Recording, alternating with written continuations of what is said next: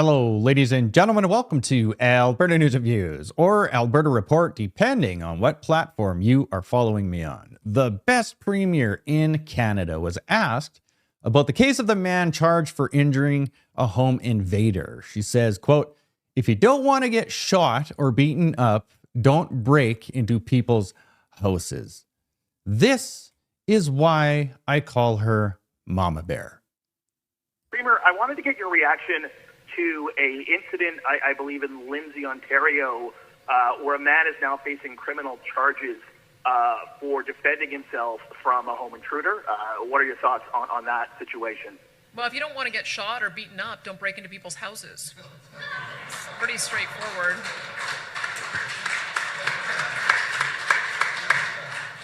We had a similar incident in Alberta where somebody defended themselves, and they determined that there was not a reasonable likelihood of conviction, because we do expect that people are going to use a reasonable use of force to defend themselves and their families, and I support that. We recently just found out that this homeowner had a knife, which is why he is being charged, because apparently that is unreasonable. Canada is so broken. What would any rational person would defend his family at all costs? The Liberals seem to think that when someone breaks into your house with a weapon, you should just have your elbows up and maybe defend yourself with your elbows, and that would help. It's ridiculous to think that anybody would do anything any different than harm the person that broke into your house with intentions to do something very, very nasty to you. It is astounding what is going on. Pierre Poilievre recently just won his election in Alberta. Shockingly, polls are coming out now that Mark Carney has the highest approval rating. Such a strange coincidence. And at the exact same time, the same day, polls are coming out saying half of Canadians would be ashamed to call Poilievre Prime Minister as Tory leader wins back a seat in Parliament. Unbelievable that Bonnie Critchley, the mainstream media party leader, has like a Stop This Steal campaign now. She's just devastated that Pierre Poilievre won, and she thinks the election was stolen from her. This is the first time that I can remember that an independent is getting all of this airtime from Carney Media Corp. There were shenanigans during Election Day, so I'm not 100% surprised on how everything turned out. I am going to leave whether it was legal or illegal up to the Commissioner for Canadian Elections and the RCMP, but there were mocked-up Elections Canada signs that had the appropriate disclaimer in font about that big on a 3-by-6 foot sign in a slightly different shade of yellow than there was. And then there was issues where deputy returning officers, were handing out the large print books only with all the parties up front and all the independents in the back. Plus, there were some other issues reported by my scrutineers that have been reported to the Commissioner, yes. How odd. Almost like I'm getting plant vibes from her. Watch this. Try and twist the rules even under the noses of officials from Elections Canada. These are things that have been noted and have been reported. If you saw any irregularities while you were in the polling stations, please report them to the Commissioner for Canadian Elections. We all know he'll pay his fines and just carry on, because that's what he does. Will we ever see him here in Battle River Crowfoot again? I highly doubt it. But you know what? I am very hopeful for us. Maybe a little less so for him, because I'm watching his national numbers continue to tank. He will never be Prime Minister because the rest of the country dislikes him so very intensely. These are all liberal talking points that she is saying, one after another. These are not coming from her brain. One of the lowest approval ratings of conservative leaders in recent history. So we'll see what comes in the new year. Because, ladies, He is going to go up in the polls if we get an actual poll. Everything right now in Canada is manipulated. Continuing on. Here is a typical.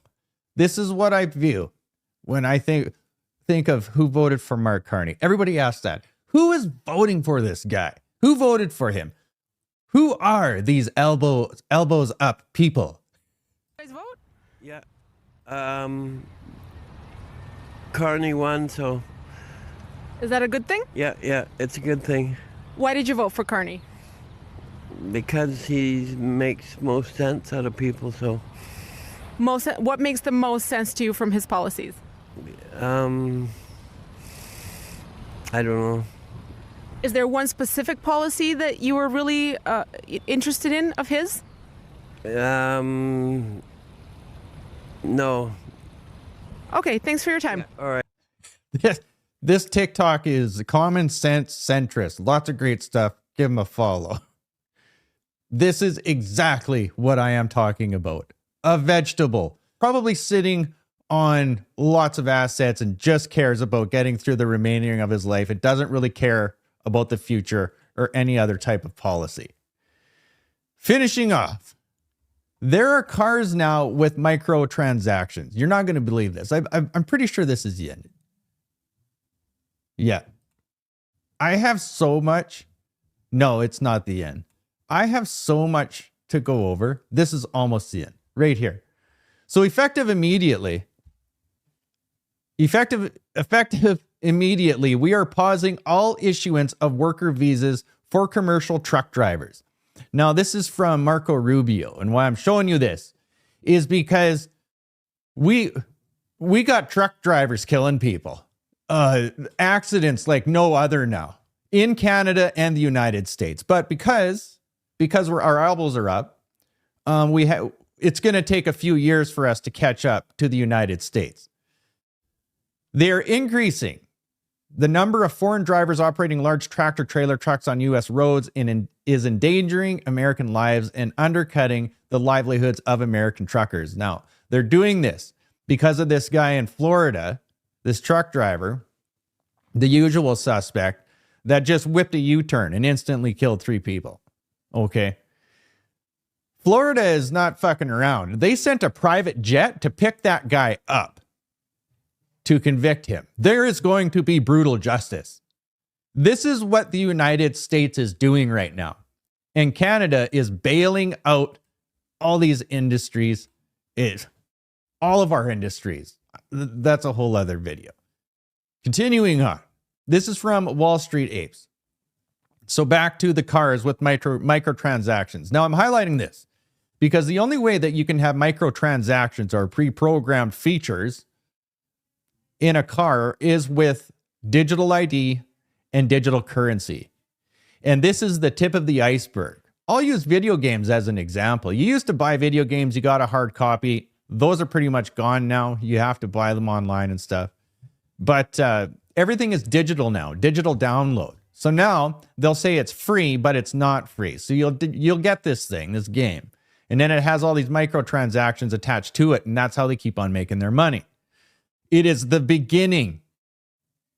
It has blown out of microtransactions have been blown so far out of control in video games that they have been regulated now with full-on bills with legislation across the globe because it is extremely predatory.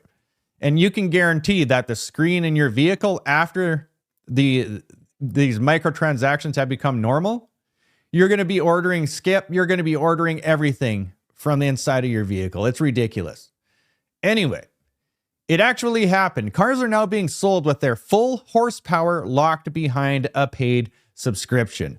Volkswagen, of course, Volkswagen, just did something that should make every car owner furious. They are selling their electric ID3 with its full horsepower locked behind a paid subscription. The car comes from the factory with 228 horsepower. But if you don't pay a monthly fee, it's software limited to just 201. Check this out.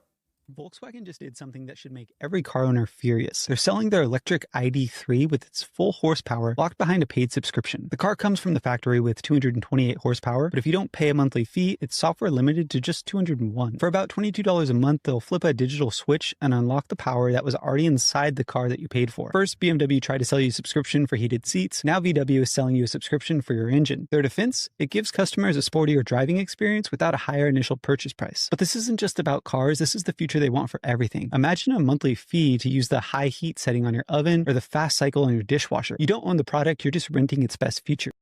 Exactly. Did you hear that? You won't own your product. You will just be spending money for the features and what you get. You will own nothing and you will be happy. It is only the beginning. If they can adjust all of your features at the push of a button with satellites, they can turn off your car, they can turn off your house, they can turn everything off if you don't pay your bills. I am telling you, it is going to get worse. All roads lead to Western independence. We need to break free. We need our own reset. I will keep you updated with as much as I can when I can. All of you out there, like, share, and take care.